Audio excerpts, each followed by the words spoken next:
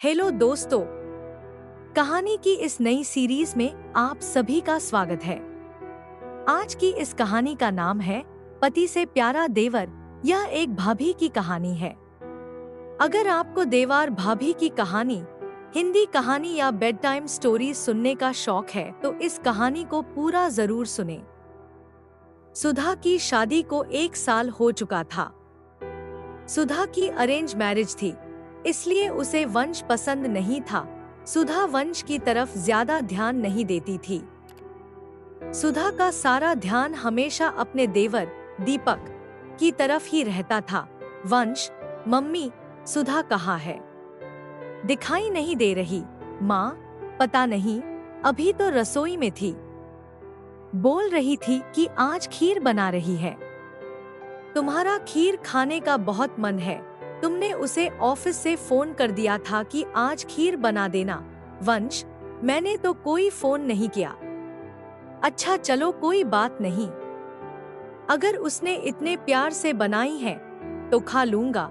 वंश आवाज लगाते हुए, सुधा, सुधा कहाँ हो? दीपक के कमरे में। सुधा, क्या बात है देवर जी? आपने अभी तक खीर को टेस्ट भी नहीं करके बताया कि कैसी है। मैंने इतने प्यार से आपके लिए खीर बनाई थी। आपको खीर में किशमिश पसंद है, इसलिए मैंने ढेर सारी डाली है। दीपक, थैंक यू भाभी, आप मेरा कितना ख्याल रखती हो। काश मेरी फ्यूचर वाइफ भी आपके जैसी हो। दीपक, आप जब इस तरह से मीठी मीठी बातें करते हो ना तो मुझे बहुत क्यूट लगते हो। जी तो करता है आपको गले से लगा लूं। दीपक, भाभी, आपकी मजाक करने की आदत मुझे समझ नहीं आती। सुधा बात पलटते हुए, अरे हाँ, मैं तो मजाक कर रही थी। चलो अब आप खीर खाओ। लगता है वंश मुझे आवाज लगा रहे हैं, मैं उनकी बात सुन लूं। ये भी आते ही शोर मचाना शुरू कर देते हैं। वंश अपने कमरे में ही था। सुधा कमरे में जाती है। सुधा, क्या बात है? इतना चिल्ला क्यों रहे थे? बोलो, क्या काम है?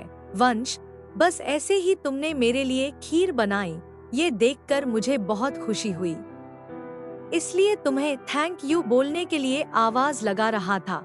सुधा, तुम्हारे लिए नहीं बनाई वो खीर, मैंने अपने प्यारी देवर जी के लिए बनाई है। देवर जी को मेरे हाथों की खीर बहुत पसंद है ना, इसलिए। वंश, ओह अच्छा अच्छा, चलो ये भी अच्छी बात है। भाभी हो तुम उसकी, अपने देवर की पसंद का ख्याल तुम नहीं रखोगी तो और कौन रखेगा? वंश इस बात से अनजान था कि सुधा के मन में आखिर क्या चल रहा है। दीपक के मन में ऐसा कुछ नहीं था।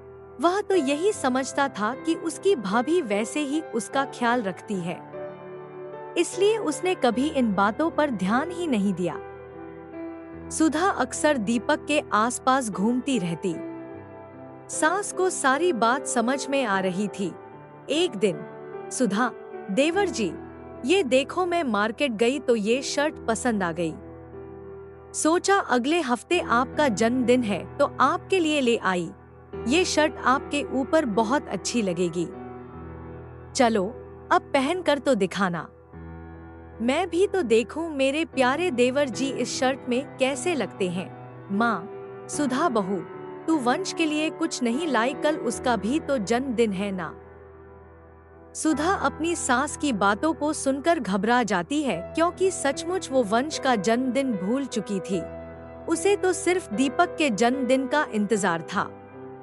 वो बात को पलटने लगती है। सुधा, हाँ हाँ मम्मी जी, मैंने एक शर्ट पसंद की है। शाम को वंश को अपने साथ ले जाऊंगी तो वो भी एक बार पसंद कर लेंगे, तभी सोच रही थी हाथों हाथ खरीद दूंगी। दीपक, थैंक यू भाभी, ये शर्ट मुझे बहुत पसंद आई है। मेरे जन्मदिन का सबसे पहला गिफ्ट आपने ही दिया है। माँ, मन में मुझे सब पता है बहू, तेरे मन में क्या चल रहा है। मुझे अब इसका हल जल्द ही ढूंढना होगा। दिन व दिन सुधा का दीपक से नजदीकियां बढ़ाना बढ़ता ही जा रहा था। अगले दिन वंश का जन्मदिन था। सुधा तबीयत खराब का बहाना करके कमरे में ही लेटी रही। वंश के कुछ दोस्त उसे जन्मदिन की बधाई देने आए तो उन्होंने केक वगैरह कटवाया, पर सुधा उनके सामने भी कमरे से बाहर नहीं आ रही थी। वंश, सुधा, मेरे फ्रेंड्स जन्मदिन की बधाई देने के लिए आए हैं। उनके लिए चाय स्नैक्स वगैरह का कुछ अरेंजमेंट अगर तुम कर देती तो। वो लोग बहुत देर से बैठे हुए हैं। मम्मी रसोई में अकेले इतना नहीं संभाल पाएंगी। सुधा, मेरे सिर में बहुत दर्द है वंश, और तुम्हें अपना जन्मदिन मनाने की पड़ी है। तुम कैसे हो वंश? तुम्हें मेरी तबीयत का बिल्कुल भी ख्याल नहीं है। वंश, ओह सॉरी सुधा, मेरा वो मतलब नहीं था। कोई बात नहीं, तुम आराम करो, मैं नाश्ता बाजार से ऑर्डर कर दूंगा। तभी दीपक कमरे में आ जाता है। दीपक, भाभी, मेरे कुछ फ्रेंड्स भैया को जन्मदिन की बधाई देने के लिए आए। मैंने उन्हें कहा था कि आपके हाथ के ब्रेड पकौड़े बहुत टेस्टी होते हैं। चलो कोई बात नहीं, अगर आपकी तबीयत खराब है तो मैं बाहर से कुछ ऑर्डर कर लेता हूँ। सुधा, बाहर से क्यों ऑर्डर करना देवर जी, मैं गर्मा गर्म ब्रेड पकौड़े अभी बना देती हूँ।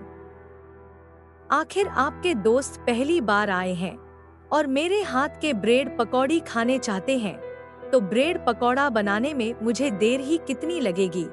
इस समय वंश भी वहाँ सामने मौजूद था। यह सब बातें सुनकर उसे थोड़ा अजीब लगा। वंश, सुधा, अभी जो मैंने बोला तब तो तुम्हारी तबीयत खराब थी, पर जैसे ही दीपक ने कहा तो तुम एकदम से उठ गई। ये ठीक नहीं है सुधा, कहीं ऐसा ना हो कि एक दिन तुम्हें पछताना पड़े। सुधा की सांस जान चुकी थी कि पानी सिर से ऊपर उठ गया है, इसलिए अब उसने सोचा कि दीपक की शादी हो जाए। इसलिए वंश ने माँ के कहने पर दीपक के लिए लड़की ढूंढना शुरू कर दिया और दीपक को एक लड़की पसंद आ गई। लड़की का नाम संगीता था। सुधा संगीता को देखकर जलन से भर गई। दीपक संगीता से फोन पर बात करता तो सुधा और भी गुस्से में आ जाती। सुधा, देवर जी, मैंने आपके लिए इतनी मेहनत करके पिज्जा बनाया और आपने पिज्जा खाया तक नहीं। दीपक, फोन पर एक सेकंड संगीता, जरा होल्ड करना। दीपक, सॉरी भाभी, वो संगीता का फोन आ गया था इसलिए। मैं अभी खा लेता हूँ। दीपक, फोन पर, संगीता, मैं तुम्हें थोड़ी देर बाद फोन करता हूँ। सुधा, अरे ये लो मेरे हाथ से खाओ। ये लो। दीपक, रुको, अरे मुझे उठने तो दो। सुधा जानबूझकर दीपक से चिपकने लगती है। दीपक को ये सब बहुत अटपटा सा लग रहा था। उसे हल्का सा गुस्सा भी आया। तभी संगीता का फोन आ जाता है। सुधा कॉल देख लेती है और दीपक के हाथ से फोन छीनकर काट देती है। दीपक, भाभी, ये क्या बदतमीजी है, आपने संगीता का फोन क्यों काट दिया?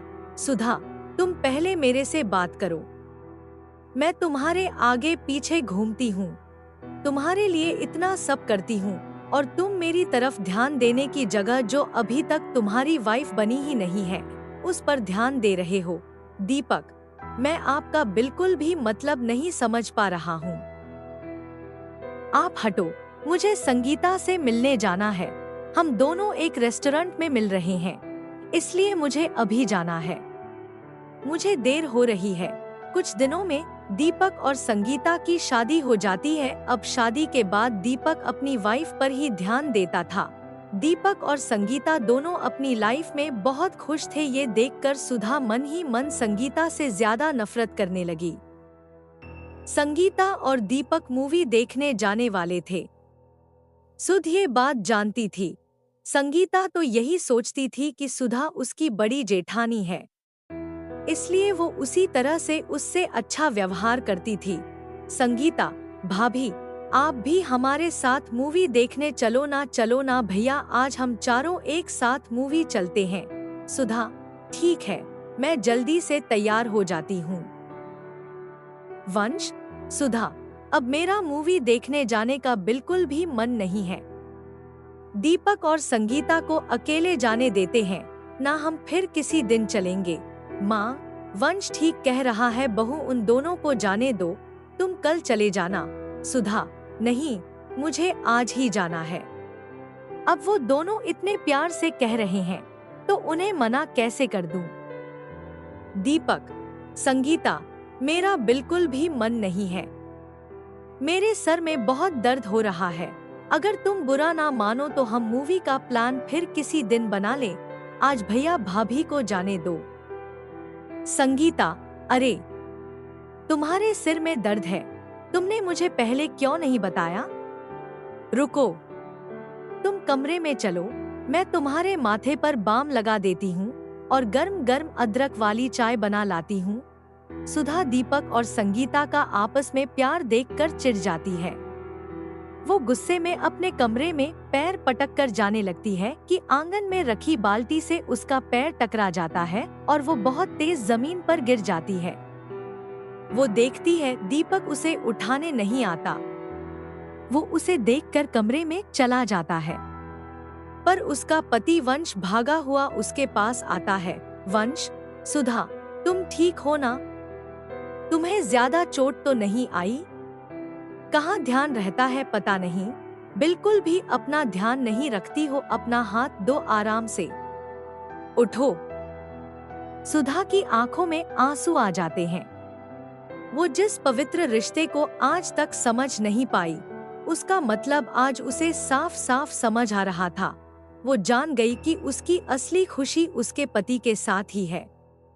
उस दिन से सुधा ने अपना व्यवहार ठीक कर लिया और वंश के साथ अपने रिश्ते को मजबूत बनाने की कोशिश करने लगी। इस कहानी से आपने क्या सीखा? नीचे कमेंट में हमें जरूर बताएं।